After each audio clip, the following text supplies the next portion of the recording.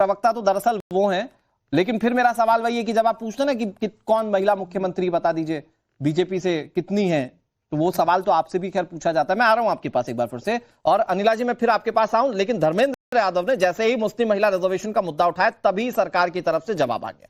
संसद में माहौल थोड़ी देर के लिए गर्मा गया।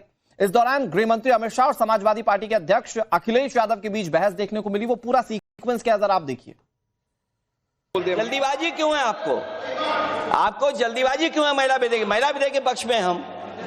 आप जनगणना क्यों नहीं कराना चाहते?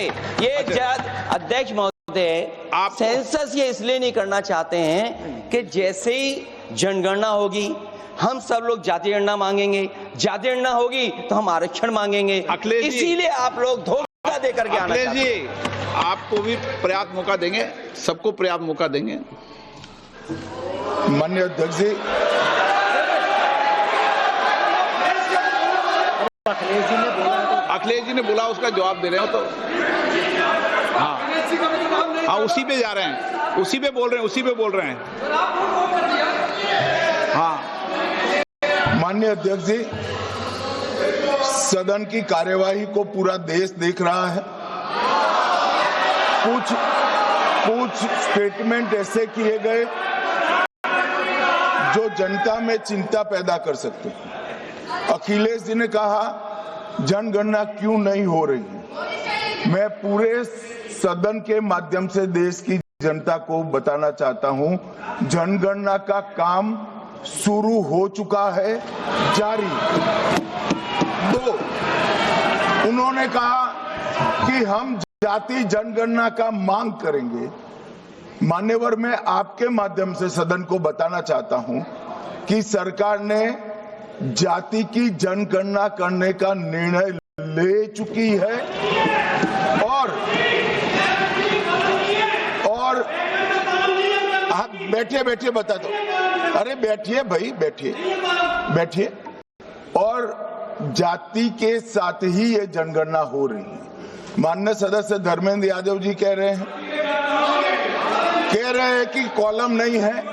उनको मालूम पड़ना चाहिए कि अभी घरों की गिनती हो रही है और घरों की कोई जाति नहीं होती है। समाजवादी पार्टी का चले तो घरों की भी जाति तय कर ले। वही जातीय आधार पर कैसे संसद के अंदर बार पलटवार चल रहा था। अखिलेश यादव का जो सवाल था उस पर जवाब कैसे गृह मंत्री ने दिया वो सुन लिया। अब अशोक यादव जी मुस्कुरा रहे, लेकिन अनिला जी जो बात छूटी थी पहले महिलाओं की रिप्रेजेंटेशन को लेकर, भाई जवाब दे दीजिए। वो कह रहे हैं बीजेपी बता दे उत्तर प्रदेश में महिलाओं का रिप्रेजेंटेशन। हालांकि मुझे आंकड़े पता है, मैं चाहता हूं आप थोड़ा सा रिप्रेजेंट कर दें। नहीं, मैं तो एक चीज जानती हूँ ना कि भाई आपके कितनी हैं? 5 हैं। 5 में जो अल्पसंख्यक महिलाएं कितनी है कि कितनी, मतलब अल्पसंख्यक जो आपकी सांसद हैं कितनी है बता दो। मैंने तो आपको बता दिया कि हमारी केवल और केवल इकरा जो है, इकरा हसन, वो अल्पसंख्यक महिला सांसद इनकी पार्टी से है। बात ये इतनी बड़ी बड़ी कर रहे हैं। इसीलिए मैं कह रही हूं कि जब तथ्य आपके साथ नहीं होते हैं तो ज्यादा नहीं बोलना चाहिए।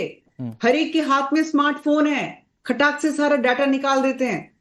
एआई का जमाना है, कूप मंडूक मत रहिए। ये लोग सोचते हैं अभी भी पता नहीं 5 में 1-20% हुआ।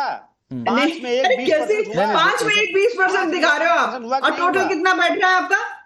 अगर जितने सांसद आपके जीते 5 महिला सांसदों में 12% भी नहीं है आपकी महिला सांसद। 20% हो रहा है। मैं इसमें जाना भी नहीं चाहती थी, मैं बिल्कुल जाना नहीं चाहती थी, पर क्योंकि आपने ये बात छेड़ दी, आपके नेता ने ये बात छेड़ दी, इसलिए मैंने कहा डिम्पल यादव जी की जगह अगर वहां पर इकरा बैठी होती तो मैं मान जाती कि अल्पसंख्यक महिलाओं के प्रति उनके मन में संवेदनशीलता है।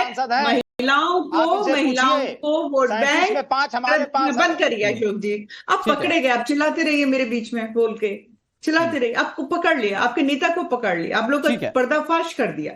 ठीक है, ओके। सच्चाई ये है। अनिला जी जो चीज नहीं बता रही मैं बता देता हूँ आंकड़ों के लिहाज से। अशोक यादव जी जो आप कहना चाह रहे भाई, हाँ आपके 5 सांसद हैं, महिला सांसद हैं 5, और उनके पास एक ही है, लेकिन स्मृति ईरानी, साध्वी निरंजन ज्योति सरी के जो नाम थे वो हार गए थे, और भी कई महिलाओं को टिकट दिया गया था। उनके अपना दल की भी नेता जो है वो अभी हैं कैबिनेट में। लेकिन उससे ज्यादा इंपॉर्टेंट अशोक यादव जी ये है कि उनकी मंशा है कि 33% महिलाओं को आरक्षण मिले। वो इस बात के लिए प्रतिबद्ध दिख रहे हैं कि महिलाओं की भागीदारी संसद के अंदर हो। और जिस तरह से हॉट टॉक हो रही थी, भाई अखिलेश यादव जो सवाल पूछ रहे थे जातीय आधार पर, जो सवाल आपका भी था उस पर तो गृह मंत्री ने जवाब दे दिया।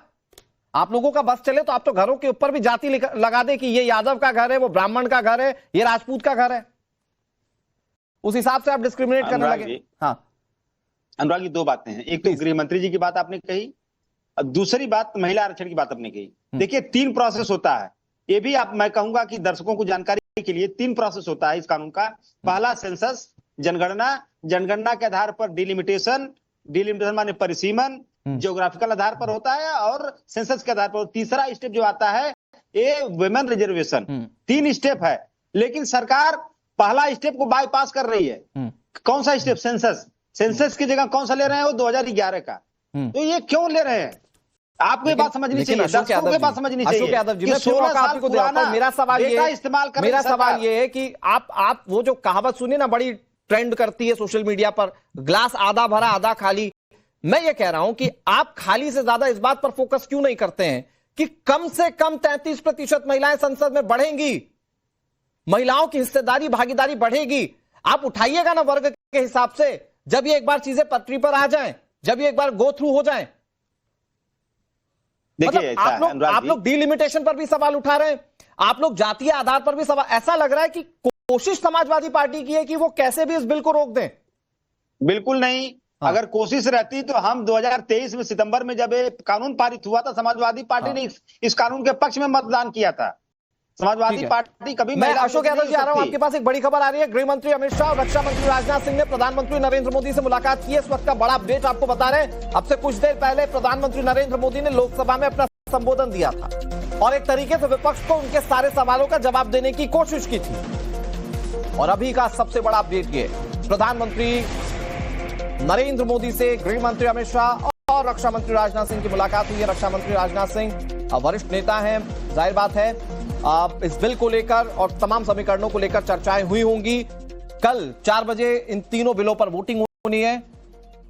और अशोक यादव जी, जल्दी से जो आप बात कह रहे थे सर, प्लीज कंटिन्यू। ऐसा लग रहा है समाजवादी पार्टी का मोटिव रोकना है एन केन प्रकार। बिल्कुल। देखिए अनुराग जी, अगर समाजवादी पार्टी का मोटिव रोकना रहता तो सितंबर 2023 में इस बिल का विरोध हम लोग करते, लेकिन समाजवादी पार्टी ने बढ़ चढ़कर नारी शक्ति बंधन अधिनियम का समर्थन किया था। विरोध हमारा इस बिल का नहीं है, हमारा विरोध सिर्फ इस प्रोसीजर को लेकर के है। और दूसरा विरोध है हमारे जो पिछड़े दलित और आदिवासी और 2023 में आपने पिछड़े दलित वाली बात में चाहिए 2023 में रखी थी, मतलब मेरे जहन में तो नहीं है। 2023 में आपने रखी थी क्या पिछड़े दलित वाली बात, जब ये बिल पास हुआ था? उस समय भी हम लोग मांग कर रहे थे अनुराग जी, मांग हम लोग उस समय भी किए थे कि इसमें पिछड़ा दलित आदिवासी अल्पसंख्यक वर्ग की महिलाओं का भी रिप्रेजेंटेशन होना चाहिए। सरकार ने कहा जब लागू करेंगे तो बात करेंगे, लेकिन अब सरकार उसमें देखिए, एक तो सेंसस पे सरकार भाग रही है, दूसरा जो सरकार ने बात किया था उससे भी भाग रही है। अनिला जी 20 सेकंड, वो कह रहे हैं सरकार भाग रही है जिन चीजों पर तकनीकी बिंदुओं पर बात होनी चाहिए। नहीं, यहाँ पे मैं 2 बात बताना चाहूंगी अशोक जी को। अशोक जी, जो आपने यहाँ पे चिंता व्यक्त करी है SC ST और पिछड़े वर्ग की महिलाओं के बारे में, SC ST जो महिलाएं हैं उनका जो रिजर्वेशन है उसका तो क्लॉज ऑलरेडी उसमें दिया हुआ है, ठीक है। जहां तक बात है पिछड़े वर्ग की महिलाओं के रिजर्वेशन के विषय में, मैं ये कहती हूँ कि ठीक है, आपकी चिंता या मेरी चिंता, कोई भी राजनीतिक दल है वो चिंता करेगा पिछड़े वर्ग की महिलाओं का भी रिप्रेजेंटेशन होना चाहिए। जैसे अभी 2.5 साल के बाद हम फिर बैठ रहे हैं, सितंबर 23 के बाद फिर बैठ रहे हैं, हो सकता है साल, 1.5 साल, 2 साल के बाद हम फिर बैठ जाए।